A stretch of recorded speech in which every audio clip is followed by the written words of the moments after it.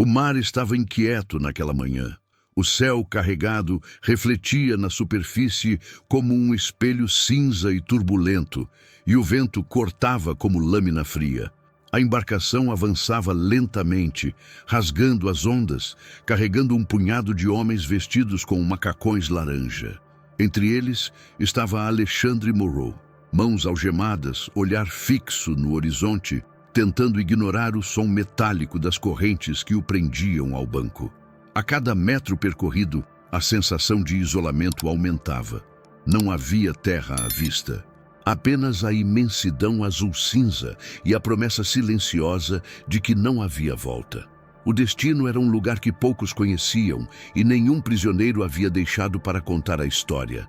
A prisão submersa. A estrutura, segundo rumores, ficava centenas de metros abaixo da superfície, ligada por um único elevador pressurizado que descia pelo centro de uma plataforma metálica no meio do oceano. Lá embaixo, não havia janelas, nem sol, nem vento. Apenas corredores de aço, luzes frias e o som constante da água pressionando as paredes. Um lembrete de que qualquer tentativa de fuga não terminaria em liberdade, mas em afogamento. O barco atracou junto à plataforma. Guardas armados, vestidos com uniformes pretos e capacetes espelhados, aguardavam. O capitão da prisão, Lucas Serrano, observava a cena com os braços cruzados. Seus olhos eram tão frios quanto o metal que revestia as paredes do local. Ele não precisava falar para impor respeito. Sua presença já deixava claro que não havia espaço para erros ou compaixão ali. Alexandre foi conduzido até o elevador. O portão se fechou atrás dele com um estalo seco. Ao lado, um painel luminoso mostrava apenas um botão, Down. Com um zumbido grave, a plataforma começou a descer. O som das correntes se misturava ao eco metálico que reverberava pelas paredes. Aos poucos, a luz do dia foi engolida pela escuridão. O ar parecia mais pesado. A cada metro de descida, Alexandre sentia uma pressão sutil nos ouvidos. Seu coração batia rápido, não pela viagem, mas pela sensação de estar entrando em algo que não era apenas uma prisão, era um mundo completamente à parte, escondido de todos. Quando as portas se abriram, o cheiro de metal oxidado e sal tomou conta. O chão de aço brilhava sob luzes fluorescentes e câmeras giravam silenciosamente, como olhos que nunca piscam. Nenhum dos guardas falava. Apenas gestos secos indicavam o caminho. Alexandre atravessou corredores estreitos, passando por portas de aço que se fechavam automaticamente. Atrás dele, ao entrar em sua cela, percebeu que não havia janelas, apenas uma cama de metal, um vaso sanitário embutido e um pequeno respiradouro que emitia um zumbido constante. Era ali que passaria seus dias. A ideia de nunca mais ver o céu ou sentir o vento no rosto começou a pesar. E no fundo, ele sabia, para sair dali não bastaria ser inteligente, seria preciso desafiar o impossível. A primeira noite na prisão submersa foi diferente de qualquer lugar que Alexandre já conhecera. O silêncio não era a ausência de som. Era um peso, um silêncio denso, opressor, que parecia grudar na pele e no pensamento. De vez em quando, o zumbido constante do respiradouro se tornava o único sinal de que o mundo ainda existia lá fora. Mas ao fundo, em meio àquele silêncio absoluto, Alexandre começou a ouvir outra coisa. Pequenos estalos, arranhões, sons que não vinham de sua cela, mas das paredes, como se algo ou alguém estivesse se movendo por trás delas. Durante o dia, a prisão seguia uma rotina quase militar. Luzes fluorescentes acendiam de repente, despertando todos ao mesmo tempo.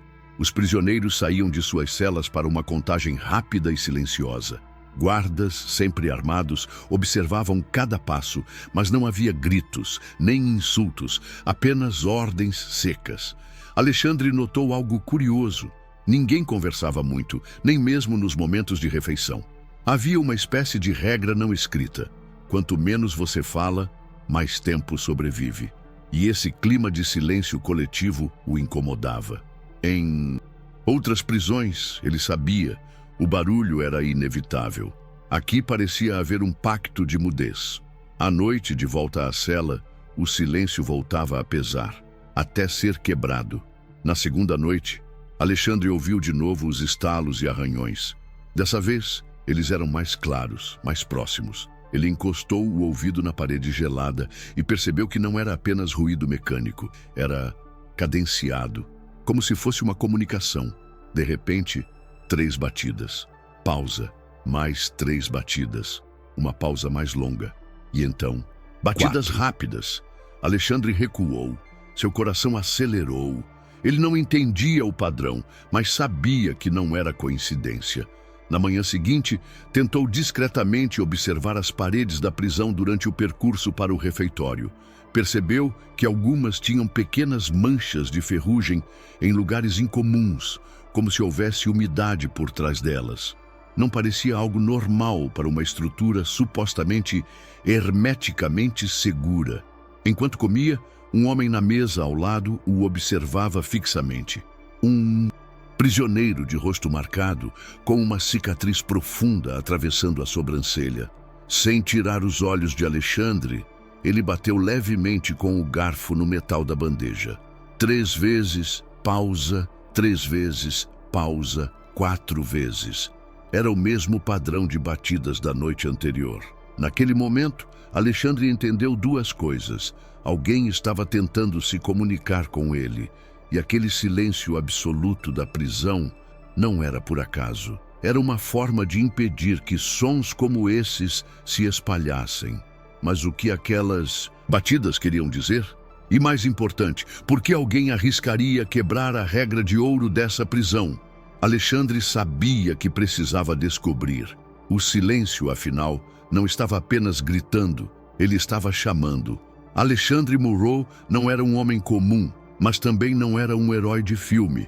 Antes de vestir o macacão laranja, ele trabalhava como técnico de resgates marítimos, um daqueles profissionais que mergulham em tempestades e ondas gigantes para salvar pessoas que o mar decidiu engolir.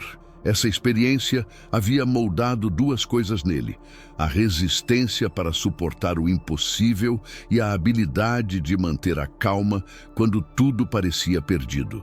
Mas nada o havia preparado para o dia em que a sorte virou. 2 anos antes, Alexandre estava em uma missão de resgate no Atlântico, quando uma explosão tomou conta da embarcação onde trabalhava. A causa nunca foi oficialmente divulgada. Ele sobreviveu à deriva por 3 dias, agarrado a destroços, até ser encontrado por um navio de carga. O que deveria ter sido um milagre se transformou em pesadelo. Ao ser resgatado, foi acusado de contrabandear drogas escondidas nos contêineres do navio. O julgamento foi rápido demais. As provas eram incontestáveis. Mas ele sabia que tinha sido um bode expiatório. A sentença, prisão perpétua em um local que ninguém questionaria. A prisão submersa. Agora, sentado no beliche frio de sua cela, Alexandre pensava em como o mar havia tentado matá-lo uma vez. Mas também se lembrava que, naquele episódio, ele havia vencido. E se sobreviveu a tempestades, tubarões e noites à deriva, talvez também pudesse sobreviver a isso. Enquanto relembrava, as batidas na parede voltaram. 3, 3, 4. Ele respirou fundo e respondeu, imitando o padrão com o punho contra o metal. Do outro lado, silêncio. E então um som diferente. Algo deslizando. Como se uma pequena chapa de metal tivesse sido movida. Alexandre encostou o ouvido e ouviu uma voz quase sussurrando, abafada pela parede. Se você quiser sair daqui, vai precisar se lembrar de como foi que você sobreviveu da última vez. O coração dele disparou. Quem era aquela pessoa? Como sabia sobre seu passado no mar? E, mais importante, o que exatamente queria dizer com da última vez? Naquele momento, Alexandre percebeu. A prisão poderia estar no fundo do oceano, mas o verdadeiro perigo estava apenas começando. Na terceira noite, Alexandre acordou de repente. Não foi um pesadelo, nem um barulho alto. Foi um silêncio diferente. O zumbido constante do respiradouro havia parado. Por um instante, o som do próprio coração era tudo que ele conseguia ouvir. Ele se levantou, encostou o ouvido na parede e esperou. Nada. Nem batidas, nem arranhões. Apenas um silêncio absoluto, sufocante, que parecia engolir cada respiração. Então, de repente, veio o som. Um estalo metálico profundo, como se algo muito grande tivesse se movido lentamente no interior da estrutura. Logo depois, um leve tremor percorreu o chão. Alexandre segurou barra da cama para se equilibrar. O ar voltou a circular, mas com um ruído irregular, como se o sistema estivesse se esforçando para funcionar. Na manhã seguinte, durante a contagem, ele reparou que 3 celas estavam vazias. Nenhum aviso, nenhuma explicação. Prisioneiros que ele tinha visto no dia anterior simplesmente não estavam mais lá. Quando Alexandre perguntou a um dos guardas sobre as ausências, recebeu apenas um olhar gelado e uma ordem curta. Mantenha os olhos no chão. Refeitório. O homem da cicatriz, aquele que havia batido o código, sentou-se à frente dele sem dizer uma palavra. Apenas deslizou uma pequena lasca de metal pela mesa, coberta pela bandeja. Alexandre segurou o pedaço entre os dedos. Não era qualquer metal. Parecia parte de um painel e tinha marcas de corrosão intensa, como se tivesse ficado exposto à água salgada por muito tempo, do lado de fora. De volta à cela, Alexandre examinou o objeto à luz fraca. Era pequeno demais para dizer de onde vinha, mas pesado o suficiente para não ter sido fácil de conseguir. E a corrosão, se aquilo tivesse realmente vindo do lado externo da prisão, significava que alguém já tinha acessado o mar. Naquela noite, as batidas voltaram. 3, 3, 4, ele respondeu. A voz abafada voltou, quase como um sussurro de fantasma. As paredes não são tão sólidas quanto eles querem que você pense. O frio que Alexandre sentiu naquele momento não veio da temperatura. Veio da certeza de que aquela prisão, enterrada nas profundezas do oceano, guardava segredos que podiam afundar mais do que qualquer navio. Na prisão submersa, confiança era uma moeda rara e valiosa. Alexandre já havia percebido isso desde o primeiro dia, mas agora, com a peça corroída de metal em mãos e a confirmação de que havia alguém se comunicando com ele, o jogo mudou. O homem da cicatriz finalmente falou. O nome dele era Mateu Vargas, preso ali há 7 anos. Não explicou o motivo, nem tentou parecer amigável. Sentou-se ao lado de Alexandre no refeitório e, sem olhar diretamente, disse: "Se quiser viver, não olhe para mim quando eu falar." Mateu revelou de forma fragmentada que já havia tentado escapar uma vez. Falhou. Sobreviveu apenas porque ninguém conseguiu provar como ele tinha acesso a partes restritas da prisão. Desde então, andava na linha, pelo menos na frente dos guardas. Enquanto isso, a psicóloga Isabela Vargas, sobrenome igual ao de Mateu, mas sem relação aparente, observava Alexandre com atenção incomum. Ela fazia perguntas que pareciam inocentes, mas sempre voltadas a medir até onde ele suportaria pressão e isolamento. Você já ficou preso em algum lugar antes? Como reage quando sente que não tem saída? Era impossível saber se estava tentando ajudá-lo ou estudá-lo. E então havia o capitão Lucas Serrano, sempre presente, sempre calado. Um homem que parecia saber mais sobre os prisioneiros do que eles mesmos. Alexandre notou que, nos corredores, Serrano sempre caminhava em silêncio absoluto e os guardas imitavam o mesmo padrão. Aquela ausência de ruído não era casual, era parte de algo maior. No pátio de exercícios, um guarda chamado Ramos se aproximou discretamente. "Não confie em ninguém que fale com você." E saiu andando como se nada tivesse acontecido. 3 pessoas, 3 mensagens diferentes, todas contraditórias. Mateu parecia oferecer ajuda. Isabela sondava sua mente. Ramos lançava um alerta enigmático. E Serrano, ele apenas observava como se já Soubesse que Alexandre estava preso em uma teia onde cada movimento tinha um preço. Naquela noite, as batidas voltaram. Dessa vez, seguidas de uma frase abafada. O silêncio protege quem manda e mata quem desafia. Alexandre se deitou, olhando para o teto. Aliados ou inimigos? Na prisão submersa, talvez não houvesse diferença. No 8º dia de Alexandre na prisão submersa, algo mudou. A rotina, antes previsível, foi quebrada logo pela manhã. Durante a contagem, 2 celas estavam abertas, vazias. Nenhum dos prisioneiros desaparecidos havia deixado pertences para trás. Não houve aviso, transferência oficial, nem comentário dos guardas. Era como se eles nunca tivessem existido. No refeitório, o clima estava ainda mais pesado. Ninguém se olhava nos olhos. Alexandre percebeu que até mesmo Mateu, sempre observador e comedido, evitava contato visual. Quando perguntou baixinho o que havia acontecido, a resposta foi seca. Não pergunte, só escute. À noite, deitado, ele ouviu de novo o padrão de batidas. Mas dessa vez não eram as paredes que falavam, vinham do chão. 3, 3, 4. Ele se ajoelhou e respondeu com a mesma cadência. A voz abafada subiu, quase engolida pelo zumbido do respiradouro. Eles tiram quem faz barulho. No dia seguinte, mais uma cela vazia. E dessa vez, Alexandre sabia quem havia sumido.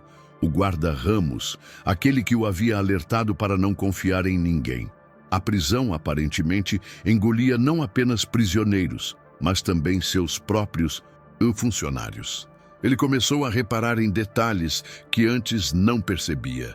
O corredor leste, por exemplo, tinha câmeras em posições diferentes das demais áreas, como se observassem algo muito específico.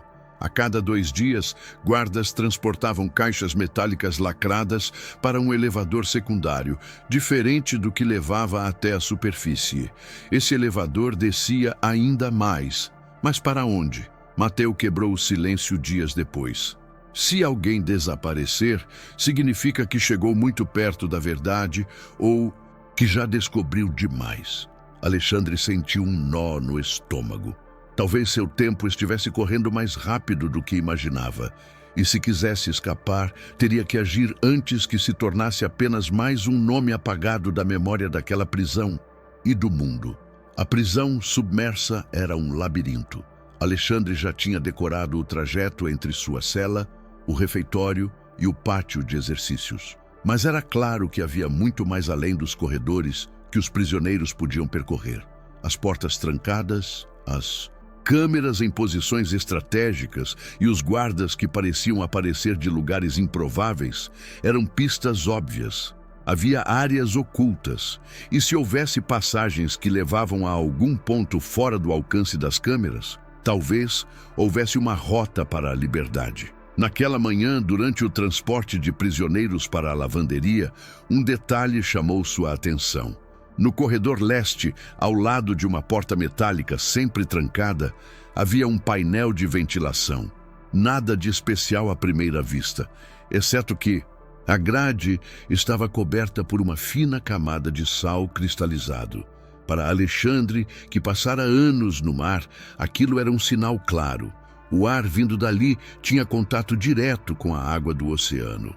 Ele passou o resto do dia observando o movimento naquela área. Descobriu que a porta era aberta apenas 2 vezes por semana, quando guardas transportavam caixas metálicas para o tal elevador secundário. Nunca havia prisioneiros por perto nesses momentos. Mas Alexandre também notou outra coisa. Quando a porta se fechava, o ar naquele ponto ficava mais frio e levemente úmido, como se viesse direto das profundezas. À noite, as batidas voltaram. 3, 3, 4. Achei o caminho? Alexandre perguntou, encostando a boca na parede. Silêncio. Depois a voz abafada respondeu: achou a primeira parte, mas não o caminho inteiro. Precisa do mapa. No dia seguinte, Mateu passou por ele no corredor, deslizando um pedaço dobrado de papel. Alexandre só conseguiu olhar com calma quando estava na cela. Era uma folha envelhecida, com marcas de mofo e borrões de umidade. No papel, um desenho precário da prisão. Retângulos representando setores, setas indicando passagens e símbolos estranhos marcando certos pontos. Um deles, no canto inferior direito, chamava a atenção. 3 círculos sobrepostos, exatamente no local do corredor leste. Mas não era um mapa completo. Faltavam áreas inteiras. Algumas partes estavam rasgadas, outras borradas.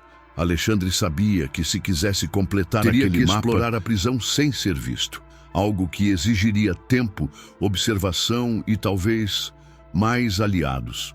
O problema era que quanto mais ele buscasse informações, mais arriscava chamar atenção. E na prisão submersa, atenção demais significava desaparecer. Ainda assim, a ideia de um caminho para o mar, mesmo que improvável, pulsava em sua mente. Se o ar salgado passava por ali, ele também poderia passar. Naquela noite, antes de dormir, Alexandre fez algo que não fazia há dias. Fechou os olhos e imaginou o céu.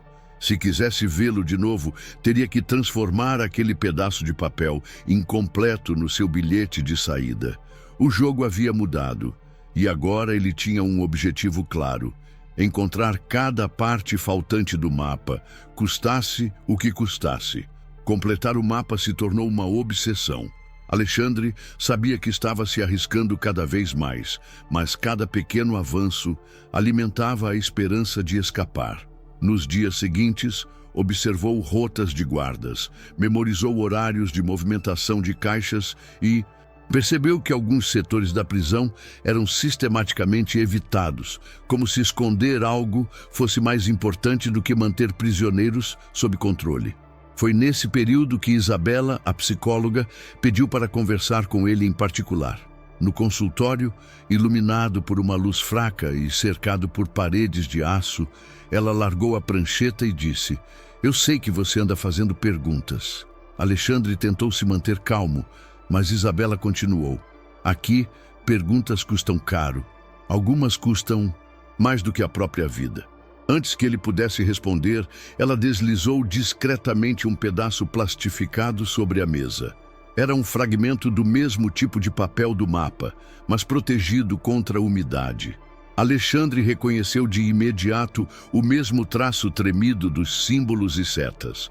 O fragmento completava parte do setor norte e mostrava um túnel estreito que levava a algo marcado apenas como ponto zero. Não me pergunte como consegui. Apenas saiba que se for usar isso, vai ter que pagar o preço.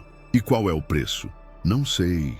Aqui quem cobra não avisa antes. A conversa foi interrompida pela chegada abrupta de Serrano. O capitão entrou sem bater, lançou um olhar de aço para Alexandre e disse: "Volte para sua cela." Não houve discussão. 2 guardas o escoltaram de volta. Naquela noite, Mateu apareceu de forma inesperada no pátio, fingindo amarrar o cadarço. Sussurrou rápido: "O ponto zero não é saída, é entrada. Se for até lá, vai ver o que nunca deveria ver."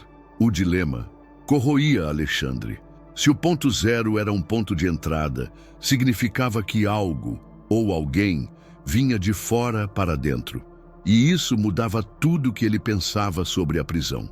Talvez não fosse apenas um lugar para manter prisioneiros, mas para receber algo secreto. No dia seguinte, 3 guardas desapareceram. Nenhum anúncio, nenhum comentário, apenas sumiram. Alexandre percebeu que o preço da verdade estava sendo cobrado em tempo real. Com mais 2 fragmentos do mapa escondidos sob o colchão, ele começou a traçar mentalmente o caminho até o ponto zero. Mas o peso das palavras de Isabela e Mateu não saía da sua cabeça. Se estivesse prestes a descobrir a verdade, talvez não houvesse mais volta, nem para ele, nem para ninguém que soubesse. A prisão submersa deixava claro seu recado. Aqui, a liberdade não era só improvável. Ela podia ser pior do que a própria prisão. O plano não estava completo, mas Alexandre sabia que esperar mais significava desaparecer como os outros. Com o mapa, Parcialmente reconstruído e as rotas na cabeça, ele decidiu que aquela noite seria o momento. O ponto zero não lhe dava garantias de liberdade, mas oferecia algo ainda mais tentador: uma saída da rotina controlada, uma chance de agir antes que Serrano e seus guardas fechassem o cerco. Pouco antes do horário em que as luzes diminuíam para simular noite, ele escondeu 2 pedaços de metal no macacão. Um deles afiado o suficiente para forçar grades pequenas. O momento crítico viria quando o turno de vigilância mudasse e um breve intervalo deixasse o corredor leste vulnerável. O silêncio da prisão parecia amplificado naquela noite. Cada passo ecoava, cada respiração parecia alta demais. Alexandre esperou pelo sinal de Mateu. 3 batidas, pausa, 2 batidas, e começou a se mover.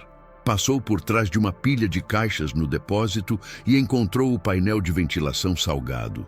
Usando o pedaço de metal afiado, retirou os parafusos com movimentos lentos e calculados. O som metálico era abafado pelo ruído distante das turbinas de pressão.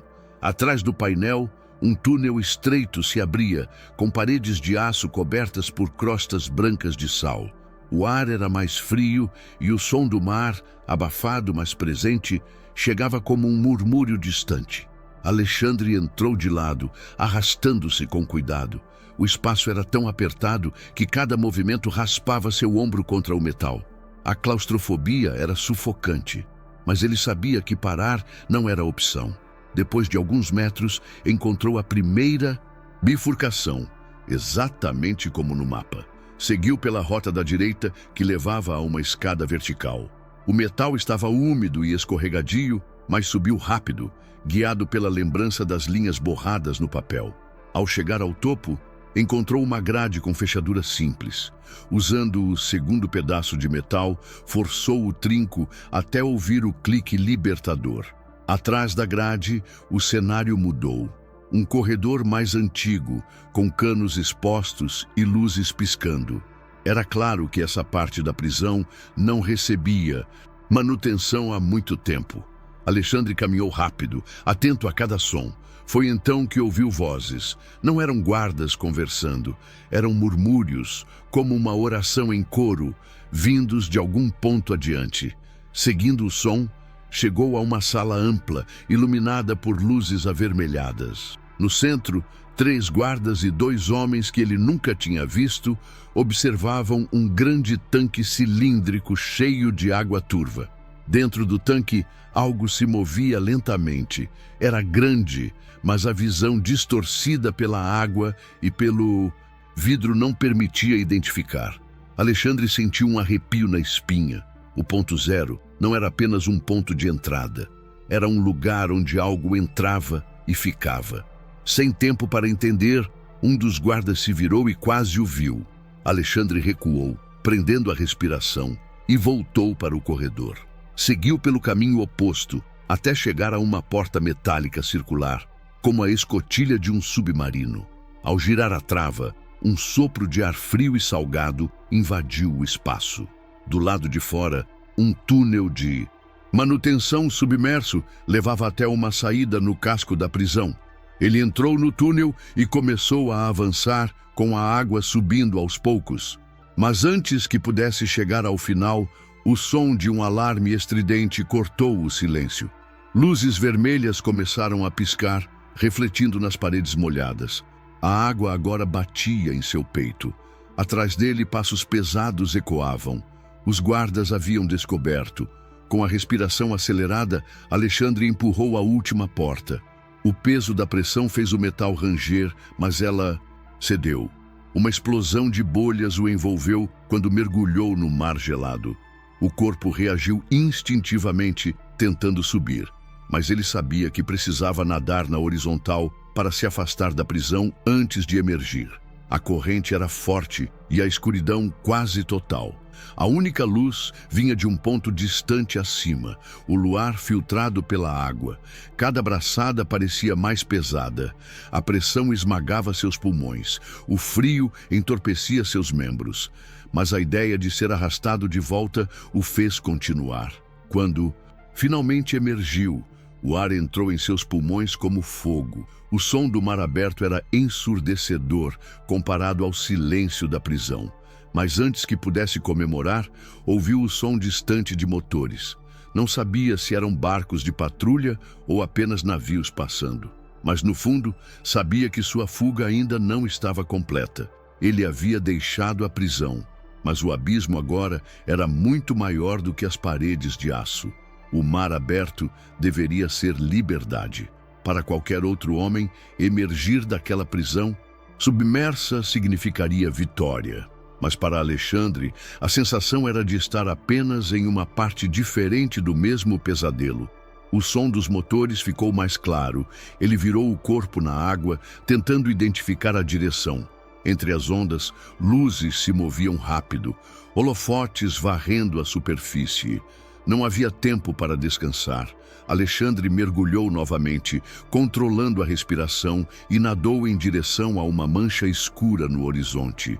Podia ser uma rocha ou talvez um pedaço de embarcação abandonada. Qualquer coisa que pudesse servir de abrigo. Ao se aproximar, percebeu que não era pedra, era metal. Uma estrutura submersa parcialmente emergindo, coberta de algas e ferrugem. Subiu por uma saliência e se agarrou a um ponto firme. O metal vibrava sob suas mãos, como se algo estivesse se movendo no interior. Então, ele viu. Gravado na superfície, corroído pelo tempo, estava o mesmo símbolo que aparecia no mapa. 3 círculos sobrepostos. O ponto zero. Seu coração disparou. Isso significava que aquela estrutura não era apenas um ponto da prisão, fazia parte de algo muito maior. E se o símbolo estava ali, fora da prisão, queria dizer que a rede de instalações se estendia pelo fundo do mar. Antes que pudesse pensar mais, um ruído profundo cortou a água. Era como um rugido abafado, vindo das profundezas. A estrutura sob seus pés tremeu levemente. Alexandre se abaixou, tentando manter o equilíbrio, e viu bolhas emergindo em grande quantidade logo à frente. Algo estava subindo. Das sombras, abaixo, formas começaram a aparecer. Primeiro, pequenas luzes vermelhas. Depois, silhuetas alongadas, movendo-se em sincronia. Não eram peixes, não eram mergulhadores comuns. As formas se aproximaram o suficiente para revelar trajes de mergulho negros, com visores luminosos e armas presas ao peito. Eles não eram guardas da prisão, pelo menos não como Alexandre conhecia. O grupo emergiu silenciosamente, mas com precisão militar. Um deles olhou diretamente para onde Alexandre estava. Ele sentiu o impulso de pular na água, mas ficou congelado. O homem levantou a mão e fez um gesto circular. Imediatamente, 2 figuras se afastaram, nadando em direções opostas, como se fossem cercar a área. Nesse momento, Alexandre entendeu. A prisão submersa não era apenas um local de confinamento, era parte de uma rede de pontos estratégicos no fundo do mar, protegida não apenas para impedir fugas, mas para manter algo, ou alguém, longe do mundo da superfície. E agora ele havia visto demais. Uma das figuras apontou para baixo. Alexandre seguiu o gesto com o olhar e percebeu que bem abaixo da estrutura havia uma abertura circular no fundo do oceano. Um túnel, o mesmo tipo de acesso que ele tinha visto dentro da prisão. E do interior desse túnel, uma luz pulsante emanava, como se algo vivo estivesse lá dentro, algo que não deveria ver a luz do dia. O rugido abafado voltou, mais forte. Os mergulhadores se posicionaram em torno da abertura, como se estivessem se preparando para conter o que quer que fosse sair. Alexandre sabia que tinha apenas 2 opções: mergulhar e tentar fugir antes que o cerco se fechasse, ou seguir para o túnel e descobrir de uma vez por todas o que estava escondido sob as ondas. O mar estava calmo na superfície, mas abaixo dele a tensão era um peso físico. Os homens em trajes negros se moveram em direção à estrutura onde Alexandre estava. Ele respirou fundo, sentindo o sal arder nos pulmões. Sabia que qualquer escolha significaria arriscar a vida. mas uma delas também significava arriscar a própria sanidade. E enquanto o som metálico da estrutura ecoava, anunciando que algo gigantesco estava se movendo nas profundezas, Alexandre fez a escolha. No instante seguinte, mergulhou, não para fugir, mas para descer, direto para o coração do ponto zero. Continua.